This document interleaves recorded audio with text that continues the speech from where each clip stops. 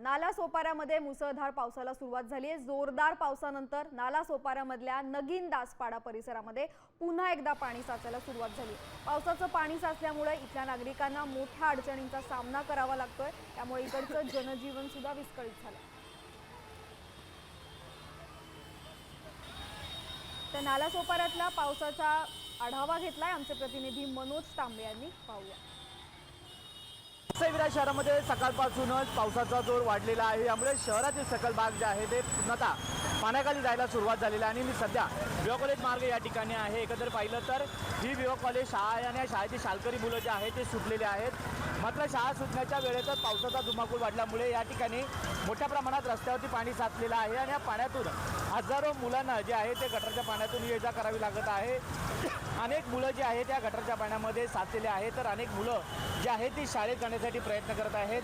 दूषित पाणी आहे, या दूषित पाण्यातून लहान मुलं जे आहेत ते आता ये-जा करत आहेत। एकंदर पाहिलं तर सकाळपासूनच पावसाची शहरात रिमझिम सुरू होती, मात्र काही तासातच पावसाचा जोर वाढल्याने पूर्णतः शहरातील सकल भाग आहेत ते पाण्याखाली जायला सुरू झालेले आहेत। सकाळपासून पडणाऱ्या पावसामुळे आता शहरातील भाग जो आहे तो पूर्णतः पाण्याखाली जायला सुरुवात झालेली आहे। पावसाचा नक्कीच जर जोर वाढला तर शहरातील अनेक भाग जे आहेत ते अनेक रस्ते जलमय आपल्याला पाहायला मिळेल। मनोज तांबे, साम टीव्ही न्यूज, विरार।